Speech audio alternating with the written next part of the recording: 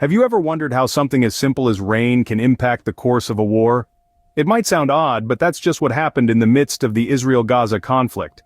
This is a conflict steeped in history, marked by a myriad of complexities and a prolonged struggle over territory and identity. Now imagine this. Amidst the turmoil and tension, a sudden weather phenomenon, a heavy rainstorm, brings an unexpected and temporary halt to the conflict. It's almost as if nature itself decided to step in, pressing the pause button on the raging war, if only for a brief respite. This isn't about taking sides or pointing fingers. It's about understanding the reality of a conflict that has spanned generations, affecting countless lives. It's about acknowledging that even in the face of such a deeply rooted struggle, moments of pause can exist, even if they're brought on by something as unassuming as a rainstorm. Now that we have a basic understanding of the conflict, let's delve into the timeline of events that led to this unexpected ceasefire.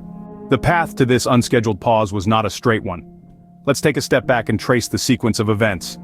The conflict as we know it had been ongoing for days with no end in sight. But then, Mother Nature decided to step in. An unexpected weather change took everyone by surprise. The skies darkened, and what began as a light drizzle quickly turned into a heavy downpour. The rain was unrelenting, much like the conflict itself. But unlike the war, the rain did not discriminate. It soaked both sides of the divide, making it difficult for either to gain an upper hand. The battlefield became a muddy mess, and the machinery of war struggled to operate in the adverse conditions. In this unforeseen turn of events, the war machinery was forced to grind to a halt. It was as if the heavens themselves had intervened, bringing a temporary ceasefire to the war-torn region.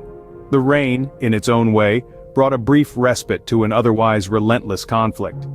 So, what can we learn from this unexpected twist in the Israel-Gaza conflict?